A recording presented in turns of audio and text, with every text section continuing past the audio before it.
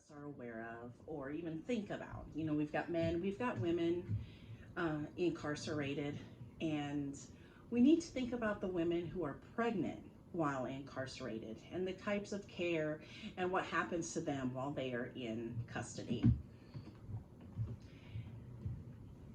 At the end of 2015, there were 210,595 women in federal prisons or jails.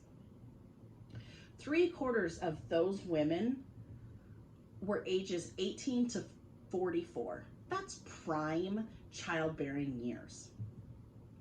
2/3 of them were already mothers and primary caregivers to minor children. Incarcerated pregnant women. Most of them are likely to be single. They come from an ethnic minority. Most do not finish high school or have a very low education level. They drink in excess, use illegal drugs, and smoke.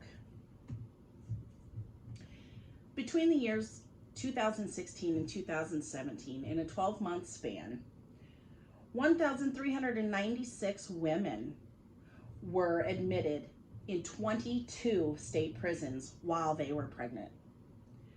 The total live births accounted for were 753, 46 miscarriages, 11 abortions, 4 stillbirths, 3 newborn deaths, and no maternal deaths were reported. Let's talk about the types of care that women, pregnant women, receive or that are available while they are incarcerated while pregnant. Intermittently, corrections officers will go in and check on the woman to make sure that everything is going okay, to make sure that there's no need for extra medical attention, anything like that. They're provided transfer to hospitals or other facilities. A lot of the prisons do not have the accessibility to deliver the children, so the women are transferred to local hospitals so they can have their children for the births of their children. Outreach workers identify HIV positive and substance exposed infants and get the prisoners the help that they need in order to have a successful birth and make sure that there's any specialty doctors or specialty services lined up for those children in circumstances such as those. In the state of Nebraska, we provide nurseries for pregnant incarcerated women. This is when we will provide a space, a nursery, for a woman. We will transfer them there about 1 or 2 months before they give birth. And then after that, the mother and the newborn child will stay together for a time. This helps in prenatal parenting, infant-child development, education, hands-on training, coordinated community resources. This is to focus on that bond between the mother and the baby. It's shown to have benefits not only for the mother, but for the baby as time goes on to get that first bonding experience between them two. Doulas and birth companions are also available for women incarcerated while pregnant. Increased nutrition is something that they should receive compared to other inmates. There's some pregnancies that require certain dietary menus and whatnot. Vitamin and iron supplements, reduced physical duties sometimes is offered to pregnant women. So, prenatal counseling and education.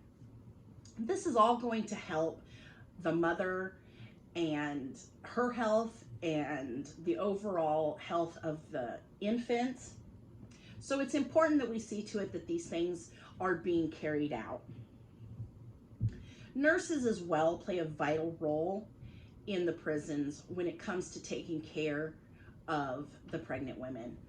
They are not only of assistance to them in a medical sense, but they are a good advocate for pregnant women. They promote teamwork.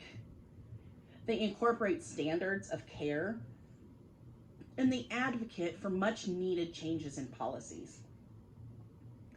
The warden, physician, nurse practitioner, correctional officers, and social workers all team up with the nurses to form a great system of making sure that the pregnant women's needs are carried out, and to make sure that they are being taken care of the way they need to be. The benefits that a woman has while she's incarcerated and pregnant, and the resources available. Having resources available helps to promote an increase in mother-childhood attachment, like we talked about before with the nurseries. It helps with that first bonding experience, not only for the mother, but for the baby as well. This can cut down on the severity of postpartum depression. It improves the way parenting is carried out. It also contributes to reducing participant recidivism. This is a big one. This is something that is necessary for anyone incarcerated. If we can find a program or a resource that helps them better themselves and to be able to go out into society to where they're not going to reoffend. Parental care, education, therapy groups, enhancement services, substance abuse education, they can all help with the recovery and the success of how someone is going to re-enter society. Lamaze instructors and educators, they provide a certain level of information and education. They can empower affirmation to women. And that in turn helps with parenting outcomes. And this, much like what we talked about in the last screen, decreases recidivism. The improvements needed. Standards of care are not always met or followed, unfortunately. Nutritional needs outlined, recommended by the Academy of Nutrition and Dietetics, recommend pregnancy screenings, provision of dietary supplements, regular nutritious meals, and nutrition counseling. As we talked before, the diet of a pregnant woman can sometimes be a specialized diet. There's gestational diabetes that maybe some pregnant women get, and a diet is key to that, not only for their health, but for the infant's health. So it's important that we make sure that their nutritional needs are being met. The criminological theory behind pregnancy in prison. Social disorganization theory is a theory that crime is caused primarily by social factors. It can lead to antisocial behavior and criminal behavior. A good education, a good job, and other basics that are lacking in those areas may cause a person to want what they don't have or can't have. So they tend to fall back on a criminal nature and see to it that maybe they can provide for themselves by doing illegal activities.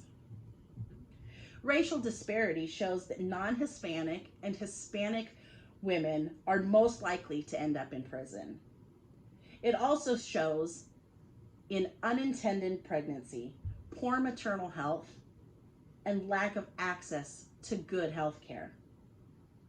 Strain theory is the theory that there is pressure from society to achieve certain goals that you don't have the means to achieve. Crimes of opportunity, like stealing, is a way that some women will try and provide for themselves and families. A woman might go to the grocery store and steal a loaf of bread or macaroni and cheese in order to be able to supply supper for their children. Shawana Nelson was booked in June 2003 at 6 months pregnant with her second child. 3 months after being incarcerated, she went into labor. While she was still in the prison, all she was given was Tylenol for her pain. She was then transferred to a local hospital for the delivery of her child. She was shackled both of her legs were shackled to the ends of the bed, and she remained that way until the actual delivery of her son. Once he was welcomed into this world, she was once again shackled. On October 2nd, 2009, a federal appeals court stated that there was constitutional protections against shackling pregnant women. She won her civil rights lawsuit against the Arkansas Department of Corrections. There are some serious issues with maternal and prenatal care for women in prisons. It is a very challenging time that deserves the delicate care while pregnant and after. I stress after because the care doesn't just stop during or before. Women deserve the best care possible for the health of themselves and their babies. Continued improvements are needed in this area for the good of the mother and the child. Maybe we can implement programs outside of prison walls to help pregnant women with the resources and achieve getting those things that they feel like that they need to turn to criminal behavior for. Such as maybe we can provide easily accessible food pantries, utilities assistance. We have the WIC program. Free education programs, certification programs, vocational training, and job training would all be useful tools for a woman who feels that she doesn't have any other choices but to steal. Providing endless possibilities around every corner. Women will not have an excuse not to get help. Recruited volunteers can help reach many people. We have the Willow Center here in town. They offer free pregnancy tests, information about adoption and abortion and parenting and STD and STI information, counseling, all at no cost. They also provide help and guidance to the father about how to help their partner in arriving at a decision that is the best decision possible. We have Mother to Mother. This is a group here in town that offers many things to mothers. Clothing, diapers, household tools, anything that they need at no cost. Donations make this possible. They also offer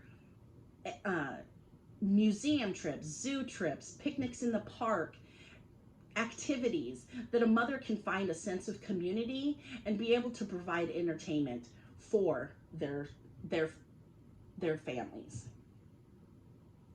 The research on pregnancies in prisons is few and far between. We need to get better. We need to find ways to improve the care. We need to find better ways to take care of the pregnant women who are incarcerated. The end.